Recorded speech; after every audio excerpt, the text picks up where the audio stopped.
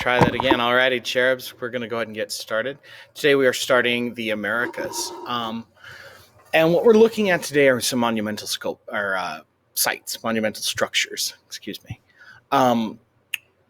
In the Americas, there's a lot of different cultures that have existed. Between North Meso and South America, there have been a myriad of cultures. They have influenced each other. They do take influence from each other. And they come and they go, and a large portion of them had disappeared previous to the coming of the Spanish. Okay?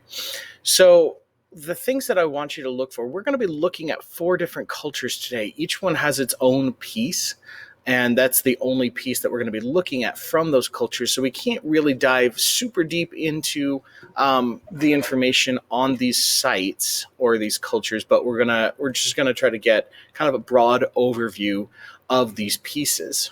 Okay, so things that I would like you to look for as we talk about Indigenous America and their monumental structures. Okay, go ahead and look for power and propaganda. How do they flex? How do they show off? How do they demonstrate their prestige and their skill by building these sites?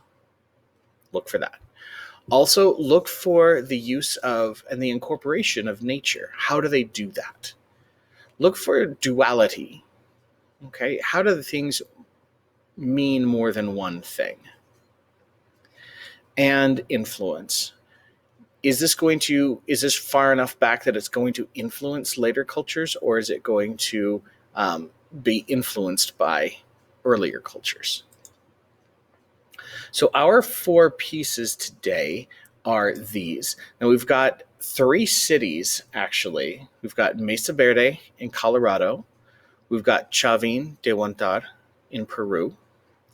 We've got Yaxchilan over here in Mexico. And we've got the Great Serpent Mound, which is not a city, but it's a site here in Ohio. All right. So we've got 3 cities and a mound to look at today. So our first one, we're going to start with the Great Serpent Mound, okay, in Ohio. Now, it's called the Great Serpent Mound because it resembles a serpent. And you can see here that it undulates. It's massive. Okay, it's only about 3 feet above the ground. Now you can go to the site still, and it's in Ohio. You can't walk it. It is closed off. During the solstice, they do open it back up for various religious groups to walk and to process on it, and they do light candles on the surface of the mound. You can see it starts with a spiral. It undulates 7 times, and then it terminates with the head of the snake, and the mouth of the snake is kind of cupping or coiling around this egg-shaped piece. Okay, so we're not sure, does it represent an actual serpent? Is it eating an egg? Is it a comet? We're not entirely sure because there's no written language associated with this. Okay, the culture that has created this are the Mississippians here in Ohio. And it's about 10-ish, 70-ish. Okay, it was started much, much earlier, but this is its latest iteration was made about this time. And about this time is when you're getting, almost to the day, you're getting the Bayeux Tapestry over in England. You're getting Fonquin's Travelers Among Mountains over in China. So we've got a bunch of pieces being created simultaneously. We've got Saint-Foy in France. So lots of stuff going on across the world. But this one, okay, is happening here in Ohio. Now, there are some burials associated with this site.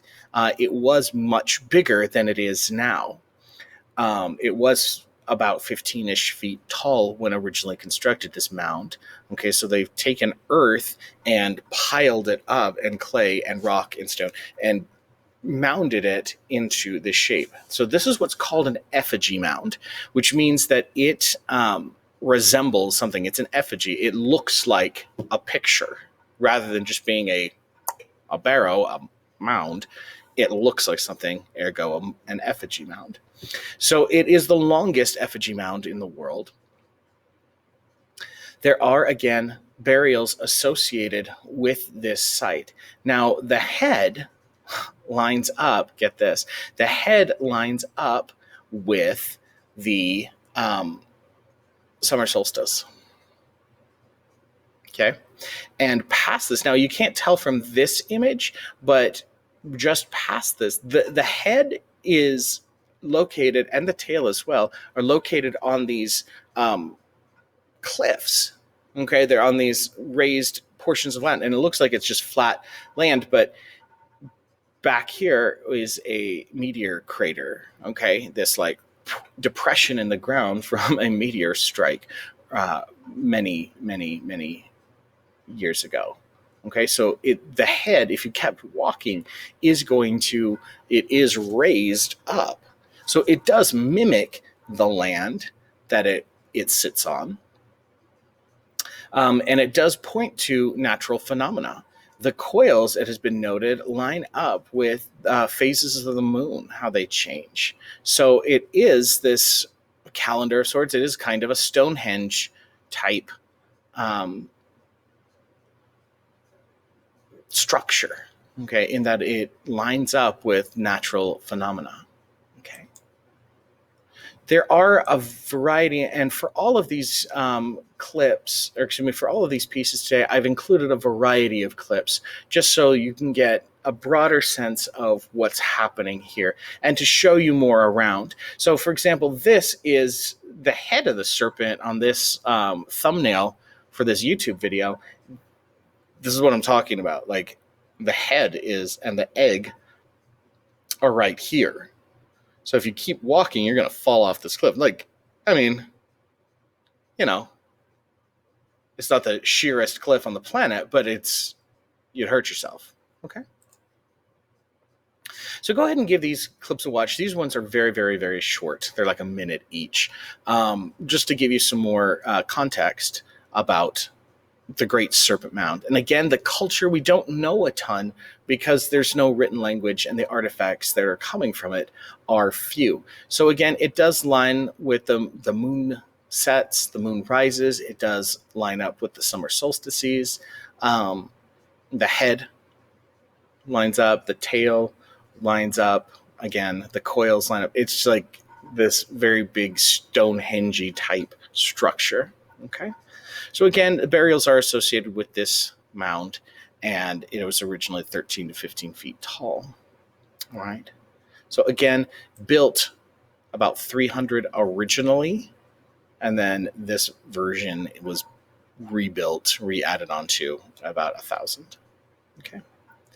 Again, the influence of comets, maybe. Snakes are going to be important in American art across virtually all cultures, because they are seen as special. Snakes transcend the boundaries of the earth. They're able to climb trees. They're able to do a whole bunch of things. They're able to swim. They can do anything that they want, and they don't have any legs. So snakes are going to be seen as important in the Americas, in American iconography. Okay. So this is the Great Serpent Mound. Our next piece, we're going to jet over to Colorado and to visit the Mesa Verde is the site. Now, this particular image, okay, is not all of Mesa Verde. Mesa Verde is a much bigger site, okay, that encompasses a whole bunch of cliff dwellings as well as other sites. Okay, so Mesa Verde is like is the name we give to the whole site. So this particular one is not all of Mesa Verde, but we're just looking at this picture saying Mesa Verde as representative of the whole site. Okay, so the ancestral Puebloans are the culture that we're looking at. They used to be called we used to refer to them as Anasazi, which is no longer correct. Okay, Anasazi is a derogatory term. It has been decided through, finally, we got the scholarship a little bit better. So now we refer to the culture that produced this as the ancestral Puebloans, the people who came, the ancestors of the Puebloan peoples of the Americas. Okay, so it was originally built in 450 up into the 1300s, about when it was abandoned. Okay, it is made of sandstone, and here in Colorado. Now you can see that it is built into the cliff face, and there would have been sites on top of the cliff as well. Okay. Again, a myriad of clips to help you understand a little bit more. Part of the problems, and one of the things that this one's going to talk about, is the preservation and the conservation of this site. That it does receive a lot of foot traffic from visitors today, which helps to damage it, and it was looted extensively with the coming of Europeans. Okay, they don't really have a foundational. A foundation, so to speak, of in these sites, so they do collapse is a real possibility and a real danger, as well as collapse of the cliff itself, as well as wildfires, as we have here in the West. So there are lots of problems with conserving Mesa Verde, unfortunately. So, but the site is rather extensive. It is rather beautiful. And again, this is just one of the cliff dwelling sites here at Mesa Verde. Now we have these central plazas that are called kivas. Okay, these central round structures that are called kivas that go down into the earth. And if we come back here, you can see them, these guys, the kivas. Okay.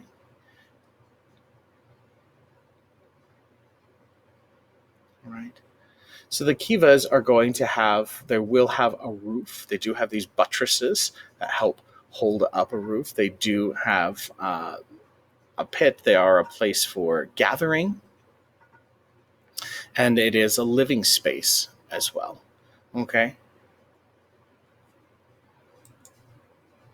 So Mesa Verde, why live here in a cliff? Why build this structure? It's going to provide shelter from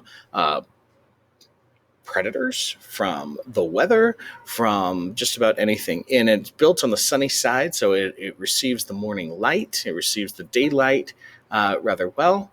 We're not sure if the ledges have a ceremonial or a spiritual significance. They do, again, provide shelter, an overhang, shade from the sun, and protection from snow, but we're not exactly sure why. We're not sure if it protected from invaders. I think so, but again, there was dwellings on top of the mesa as well. And again, the collapse of the ancestral Puebloans, by about the 1300s, they were abandoned. And so again, we're not really sure why. Possibly ecological collapse, economic collapse, drought, war, the reasons why all societies fall apart. So we're not sure why the sites were ultimately abandoned. Okay, so again, this is just one of 600 structures in the Four Corners region. This is not, again, even the only site of cliff dwellings here. But a site that is built out of and into the rock, I would absolutely compare this piece to Petra in Jordan. I would compare it to the Bamayan Buddhas. So I would compare it to the Longman Caves. So we're seeing a whole bunch of different sites here that connect, that relate, that are similar to each other. Okay, so we have, again, our kivas that face the central plaza. All right, that house about 250-ish people, and then the clans that come together for mutual support and defense. Okay, so the farming is actually going to be done on the plateau above. And everything has to be trucked in. So it's a difficult site to maintain. Okay, and because it's made out of natural materials and constructed out of rock and stone, that it does, and mud, that it does need to be maintained. It won't withstand the test of time all by itself. Okay, so this is Mesa Verde by the ancestral Puebloans. Now, our next piece, and it's a shame, and I apologize for spending so brief a time with the Maya, because they're just super fascinating. And again, we've got some more clips here to learn more about them. But the site that we're going to be looking at is Yaxchilan. Okay, now Yaxchilan is going to be a ceremonial center. The Maya are going to be a loose confederation of city-states that are often going to war with each other. So there's not a unified empire or nation by any stretch of the imagination. Okay, each city is going to have its own things going on. Okay, its own rulers, its own ceremonial centers. They do have, culturally, they're similar. So it's like the Sumerians, where we have similar gods, similar language, similar things going, foods, etc., customs across the group, but politically, each city-state is going to be its own separate entity, and they're going to vie for supremacy amongst themselves. Now, the city of Yaxchilan and the cities of the Maya are going to be designed to represent the cosmos. So again, hopefully this sounds familiar. This is Axis Mundi territory. You're building up in these higher, these, this isn't flat land, okay? This is like hilly terrain by rivers. Again, so you want a source of water, and you control the access to the city center for the purpose of spectacle and propaganda. Okay, so you're going to have people channel into the city center, so people are going to live all over this site, but the main ceremonial centers are going to be here. Okay, and you channel it in, so you can't, it makes this like cul-de-sac, you can't get out of the site. Okay, and you walk in, and there's going to be spectacle. There's going to be ceremonies. There's going to be things to enhance your experience and sense of power and drama of the state. That's very, very important. And Mayan cities are designed like that. So we've got two buildings and a lintel piece. So this is Yaxchilan, the structure 40. And one of the pieces that is typical of Maya architecture are the roof combs. So you can see up at the top, what I mean by that is that it has this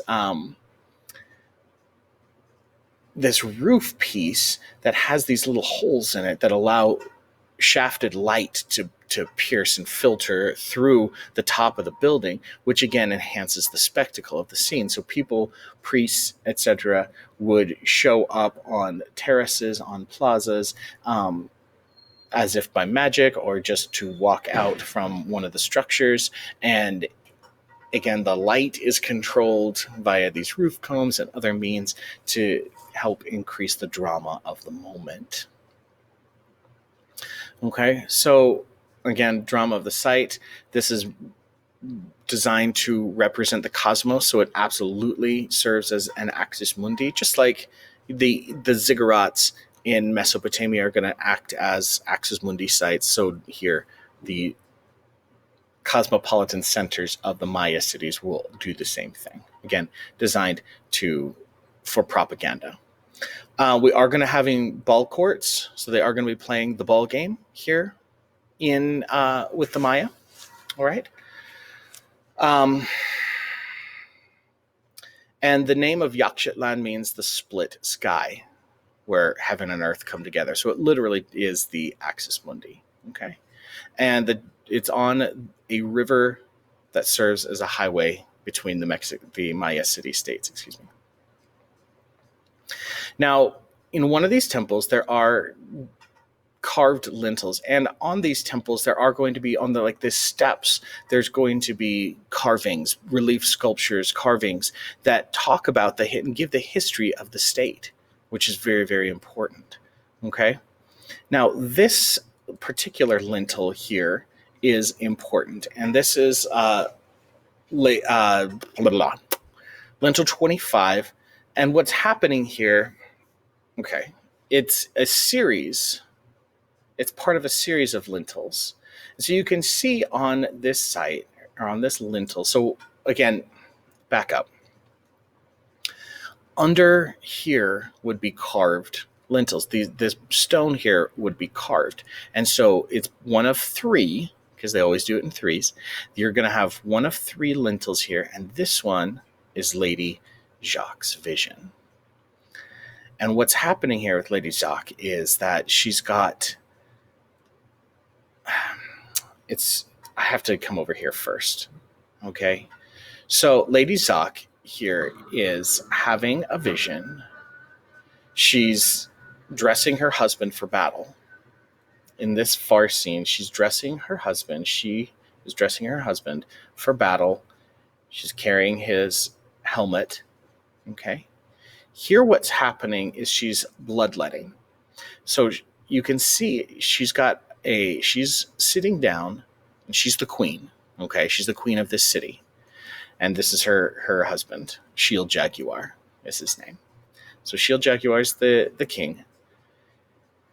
She's split her tongue. So she's cut a hole in her tongue. And you can see what she's doing. She's got a basket here down below with rope in it. And the rope is studded with spikes, whether they're shell or obsidian. And what she's doing is she's passing the rope through the hole in her tongue. And the studs are causing it to bleed even more. And then what's happening is she's catching the blood on paper down below. They do have paper. So they are catching the blood on the paper. Now here in the center one, what's happening is she's taking that paper and she's burning it. So she's extracting her blood ceremonially. She's catching it. Blood in Mesoamerica is super important. It is central to everything. Human blood is literally the lifeblood of the cosmos. So it has oracular properties. It has, you can divine the future with it, and that's what she's doing. So what she's burning the paper, it's bringing out a vision of a serpent. Now, remember, I told you serpents in the Americas are going to be super important. So we've got this serpent coming out, the vision of the serpent billowing out of the smoke from this fire and is appearing to her, and emerging from the mouth of the serpent is one of the ancestors to whom she asks questions. Okay, so again, this is a vision that Lady Jacques is having, in which she's burning this bloody paper, and from the smoke curls out a snake, and from the snake emerges one of the ancestors. Okay, so that's what's happening here in this lintel. Okay, it's from structure 23, and it's lintel 25 is what it's called, or the Lady Jacques visionary lintel. Okay. So that's what's happening here. And I got to see a replica and some Mayan artifacts once, and it was very cool. All right, so that's really what you need to know about this site, is that we've got a hierarchy. We've got Lady Jacques, who is performing a bloodletting ritual, who is seeing a vision, who's part of this hierarchy of class. Okay, and this is structure 33, also from Yaxchilan, which you can see, again, the carved steps, the 3 portals. You can see the roof comb up at the top. Okay. So this is the Maya. All right. Again, we could spend the entire year here, and we're just barely scratching the surface. Now, our last piece is going to come to us from Chavin. this site here in Peru. Now, this is an ancient site, and the group that you think of in connection with Peru are the Inca, but the Inca are, you know, 1700 years after Chavin. So here at the site of Chavin is going to be one of the mother cultures here in Peru. So it's going to be a very, very early site. They're going to influence later groups here in Peru. Chavin is they're going to worship stone like other um, South American groups are going to do. What we're having here at the site of Chavin is a central plaza, okay, and temples built. So again, this site does serve as the heart of their culture, and you come to Chavin for spectacle, for ceremony. You come to the site, okay. So again, people aren't going to live per se right up against this. This is the ceremonial center, okay, in which you're going to have priests come and perform ceremonies. And now within the site, within the temple per se, you're going to have what is called these oracular stones. You're going to have what's called the lanzón. And if you look at this, you've got this giant rock. Okay, it's like 15 feet tall. This is a big rock that's been carved inside these caves, these artificial man-made caves of the temple. And there are passageways that lead through the dark to this site. And you come in here and you ask it questions. And you can see, again, it has these jaguar imagery. It has snake imagery associated with it, again, because these things can transcend the realms. They climb trees. They therefore can ascend to the skies, and they can also go onto the ground and in the water, and they transcend the realms, which is why they're super important in American cultures. So you come here, ask this thing questions. So it's not unlike the oracle at Delphi in ancient Greece, where you would come, you'd have a problem, and you'd come and you ask the priest, hey, can you make an inquiry for me? And you pay some money. The exact same thing that's happening here. All right. So here is now it's called el lanzón, which in Spanish means, the lance or the spear, because it's kind of this spear-shaped stone. And it's carved on it the relief of this guy. So if you take the relief and kind of spread it out flat, this is what we're seeing. So we can see that he's got these eyes, okay, and this mouth with these giant fangs that come out. He's got these claws on his hands and his feet, and he's got snakes coming off of his eyes and in his hair. They're all serpents.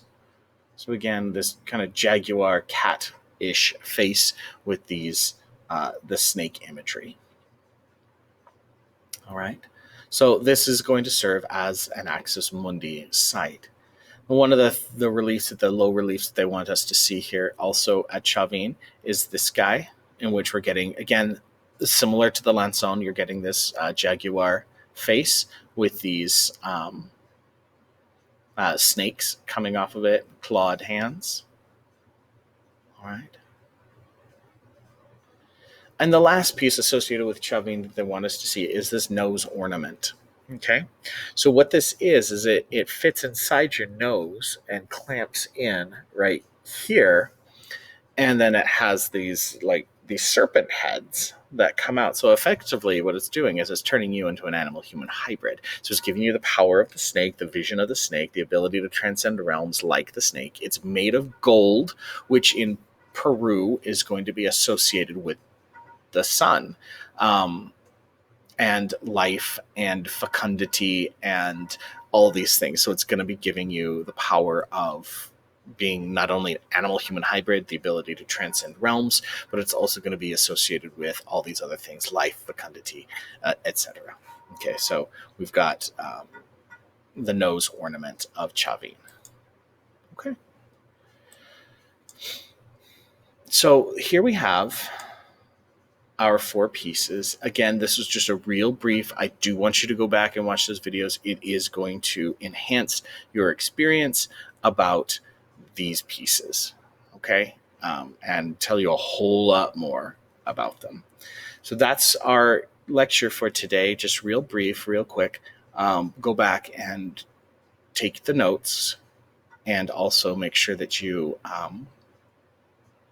watch the video clips. It'll make your life a whole lot better. Okay? And that is it for today.